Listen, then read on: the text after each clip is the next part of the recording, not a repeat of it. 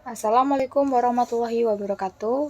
Kami di sini akan menganalisis implementasi PSAK 46 pada laporan keuangan PT Nusa Palapa Gemilang pada periode 2020-2021. Kami beranggotakan saya sendiri Devina Mayang Tias, Catherine Miau, Eka Runia Nur Cahyo. Pendahuluan. Perusahaan menerapkan PSAK nomor 46 mengenai pajak penghasilan yang mengharuskan perusahaan untuk memperhitungkan konsekuensi pajak kini dan pajak masa depan atas pemulihan di masa depan atau penyelesaian dari jumlah tercatat aset atau liabilitas yang diakui dalam laporan posisi keuangan dan transaksi-transaksi serta peristiwa lain yang terjadi dalam tahun berjalan yang diakui dalam laporan keuangan. Beban pajak kini ditetapkan berdasarkan taksiran penghasilan kena pajak tahun berjalan.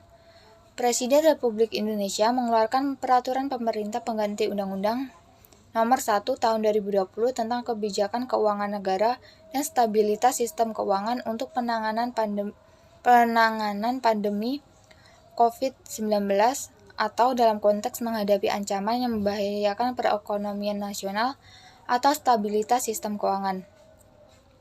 Dalam peraturan ini, termasuk antara lain penurunan tarif pajak badan sebagai berikut. Yang pertama, untuk tahun pajak 2020 dan 2021 dari 25% menjadi 22%.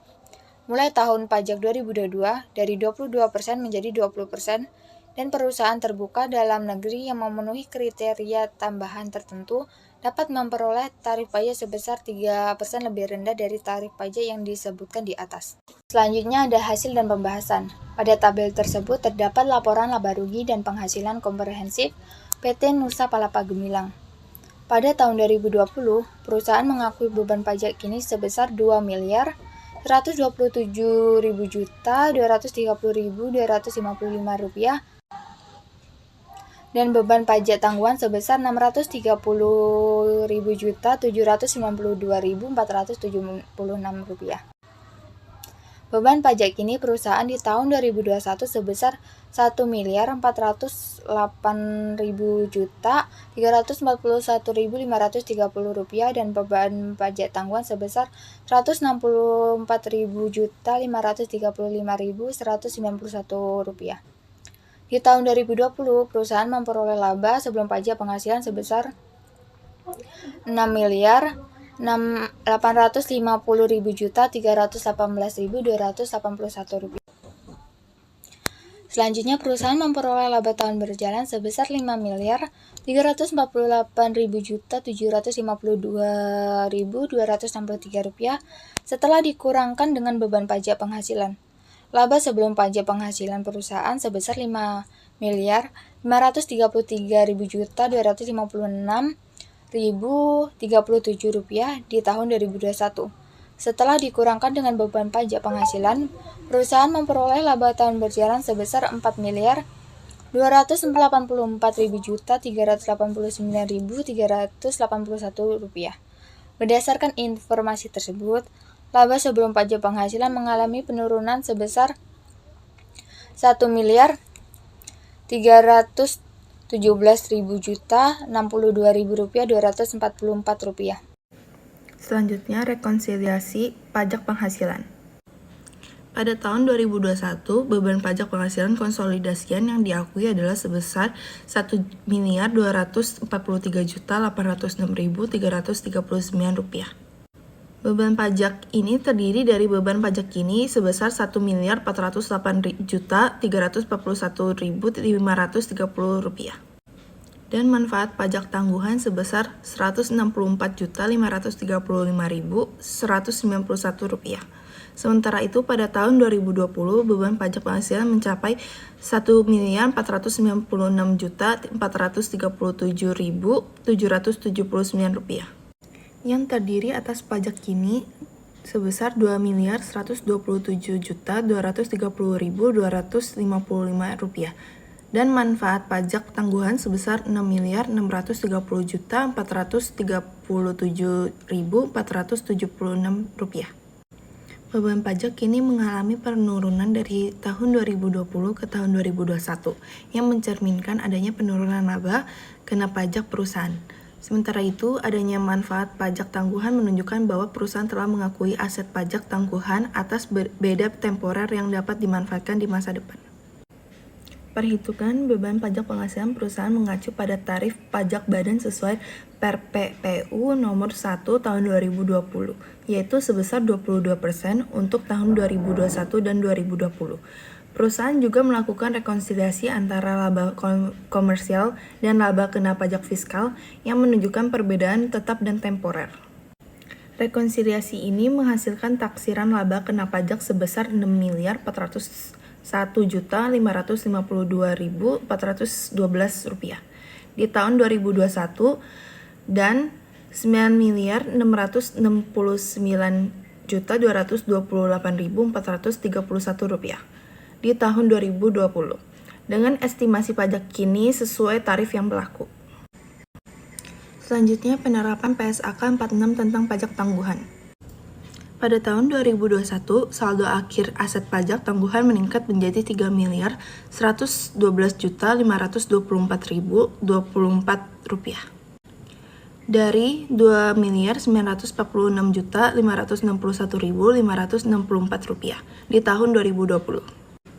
Peningkatan ini terutama berasal dari imbalan pasca kerja sebesar Rp124.949.746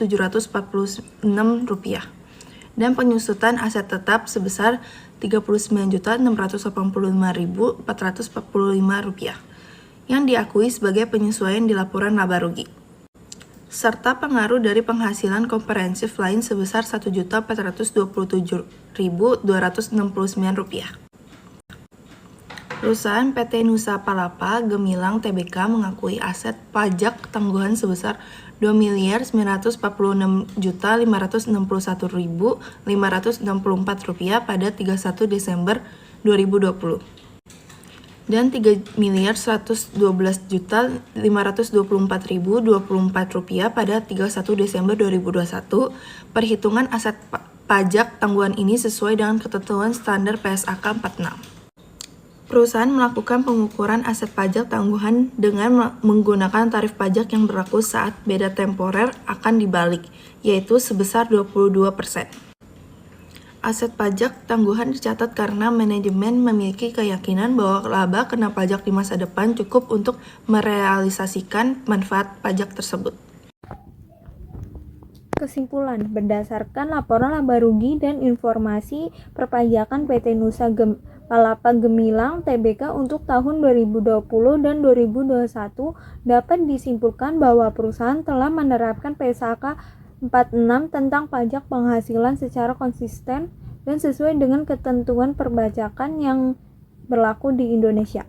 Pada tahun 2021, perusahaan mencatat laba sebelum pajak penghasilan sebesar Rp5.256.037, lebih rendah dibandingkan tahun 2020 yang sebesar Rp6.450.318.281. Penurunan laba sebelum pajak sebesar Rp1.317.062.244 ini berdampak langsung pada penurunan beban pajak kini, yaitu dari Rp2.124.230.255 pada tahun 2020 menjadi Rp1.408.341.530 pada tahun 2021. Selain beban pajak kini, perusahaan juga mencatat manfaat pajak tangguhan sebagai pengurangan pajak penghasilan, yaitu sebesar Rp600.792.476 pada tahun 2020 dan sebesar Rp164.535.191 pada tahun 2021. Pengakuan manfaat pajak tangguhan ini menunjukkan bahwa perusahaan memiliki beda temporer yang dapat dimanfaatkan untuk mengurangi beban pajak di masa mendatang. Aset pajak tangguhan perusahaan juga mengalami peningkatan dari Rp2.946.561.545 pada tanggal 31 Desember 2020 menjadi 3.112.524.024 pada tanggal 31 Desember 2021. Peningkatan ini terutama disebabkan oleh pengakuan atas imbalan pasca kerja sebesar 124.949.746, penyusutan aset tetap sebesar 39.685.445 serta penghasilan komprehensif lain sebesar 1.427.269. Peningkatan aset pajak tangguhan mencerminkan adanya optimisme manajemen terhadap ketersediaan laba kena pajak di masa depan yang cukup untuk memanfaatkan manfaat pajak tersebut. Perusahaan menggunakan tarif penghasilan banda sesuai ketentuan Perpu Nomor 1 Tahun 2020, yaitu sebesar 22% untuk pengukuran beban pajak kini dan aset pajak tangguhan. Hal ini menunjukkan bahwa perusahaan telah menerapkan kebijakan perpajakan sesuai dengan peraturan yang berlaku serta menjaga transparansi pelaporan keuangan. Dengan demikian, penerapan PSAK 46 pada PT Nusa Palapa Gemilang Tbk telah dilakukan dengan baik dan memberikan gambaran yang wajar atas pengaruh pajak penghasilan kini dan tangguhan terhadap posisi keuangan perusahaan. Sekian dari kelompok kami, maaf bila banyak kesalahan kata. Wassalamualaikum warahmatullahi wabarakatuh.